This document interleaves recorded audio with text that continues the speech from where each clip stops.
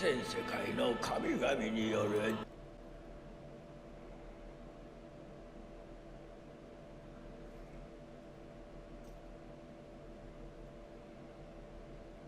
Humanity versus the gods.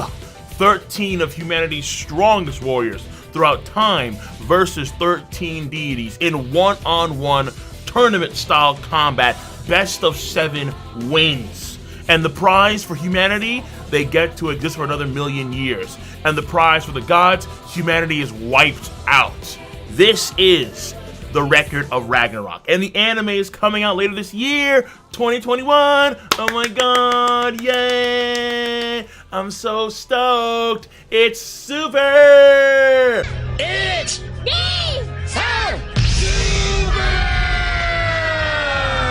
Listen, look, Record of Ragnarok is a manga that has been getting a lot of attention, I think, over the past few years because of the artwork, because of the nature of the series, and how it is heavily fight-oriented.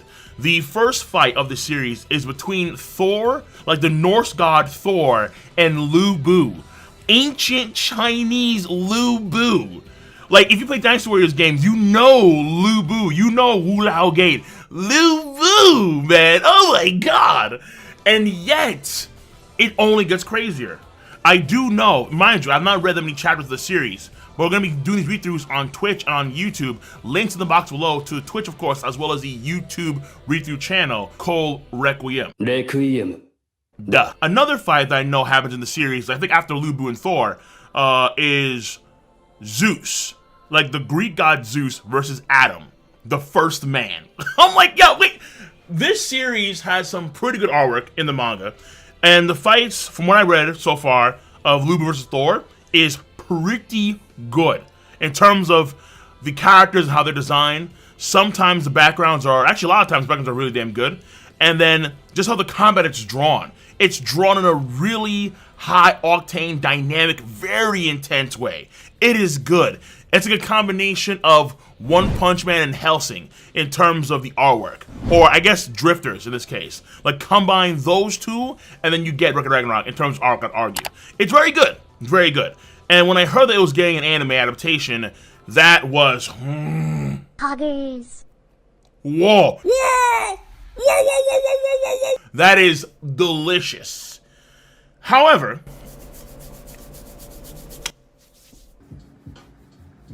You gonna make me act up. After the reaction, I was like... have to say that you're fine when you're not really fine, but you just can't get into it because they would never understand.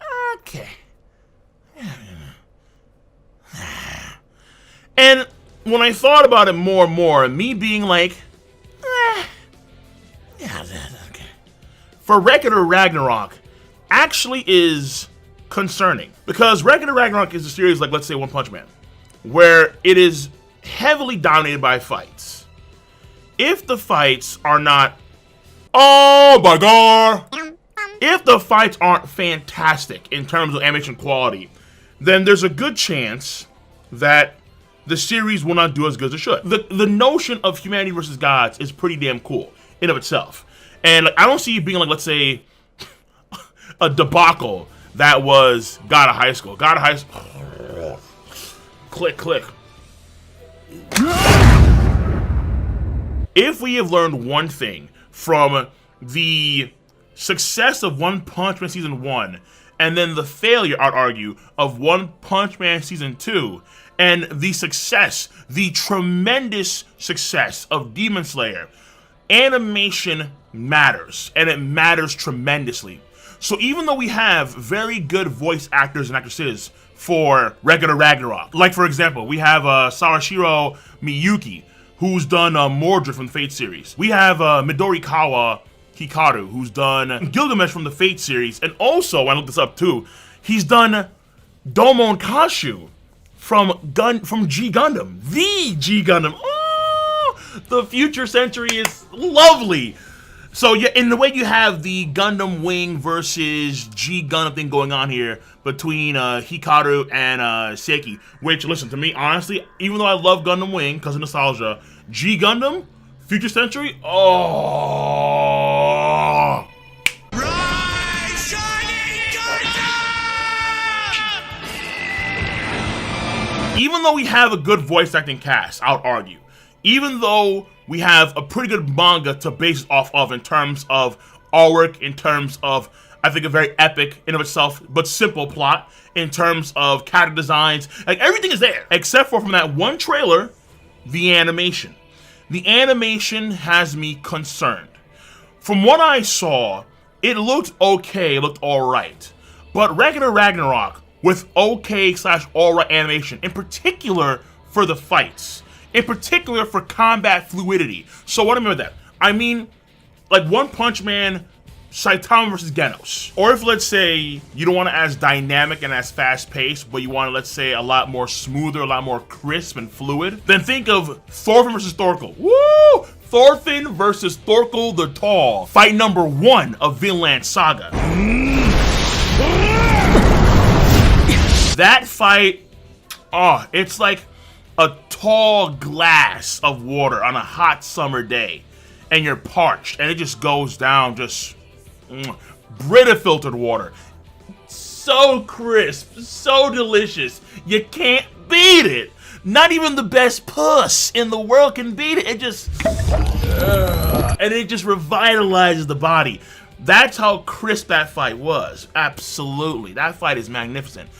Think of, let's say, the dynamic nature of, let's say, some of the Kill la Kill fights. Essentially speaking, the animation that I saw from the fights of the trailer were not captivating enough to really distinguish Record of Ragnarok from the rest of the herd, from the rest of the crowd, which I think is a big problem.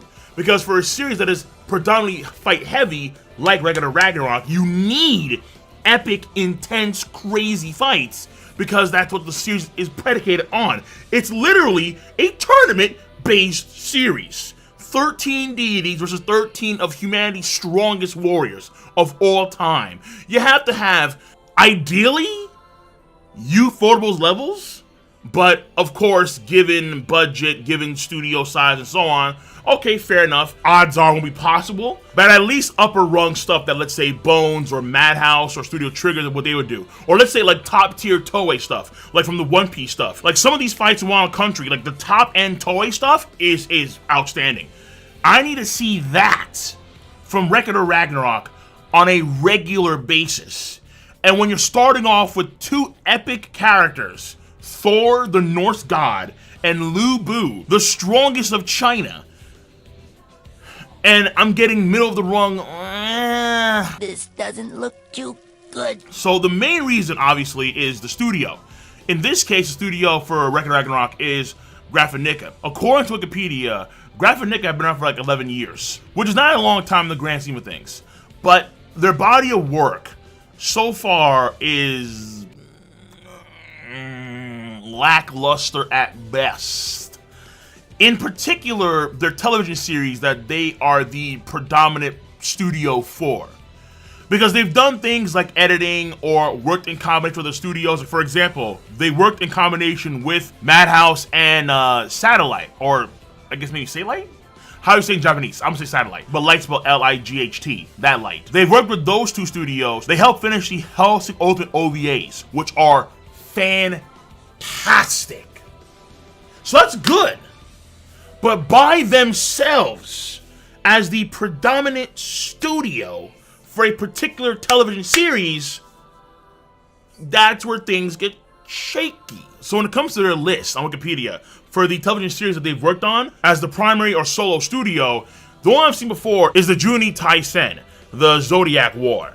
And the Juni Taisen Zodiac War that came a few years back is very forgettable. The main premise is you have these mercenaries that are given Zodiac powers, and they fight a competition and stuff. I remember like the rabbit guy had the power to bring back the dead. Like that was really it. It's massively forgettable. But outside of the plot and that kind of stuff, the main focus obviously is the animation and the fights of that series, of that show. And the animation of the fighting that took place in the Zodiac War, the Juni Taisen no Zodiac Wars, that subpar at best. Like on the regular, subpar at best. That's the only real fight predominant series among the list of television series until Record of Ragnarok this year, 2021. for the time being, even though I'm really hyped to see Record of Ragnarok animated, I'm going to curtail my expectations a bit. Like, just like a bit. Like, bring it. I know that's a lie. Over here, bring it all the way back over here. Just bring it back. Because I need to see some trailers show me some really good fight stuff. Some Thorfinn versus Thor the Tall stuff. Or some Saitama versus Speed the Sound Sonic stuff. I need to see something where I'm like, damn! Damn! Okay, here we go. Because that's what's going to carry the series forward. So I'm concerned. I ain't going to front. I'm like, already judging? I mean, listen, the reason why I'm judging is because this series needs to have a lot of high quality, and like for a series like Record of Ragnarok, honest to God, if it's not like high quality bones or f***ing ufotable, then it may not be okay fights. For Record of Ragnarok might as well means that the series sucks. Based on that one trailer, it won't surprise me if Record of Ragnarok winds up being a series where the manga is just flat out better than the anime. Don't get me wrong, I want to see it too. I want to see it too. Yes, I do. But be real, that first trailer, I think most of them we saw it, we were like, okay. Are you okay? Either way, let me know your stance on the subject matter in the comment section down below. Peace out, take care, have a nice one.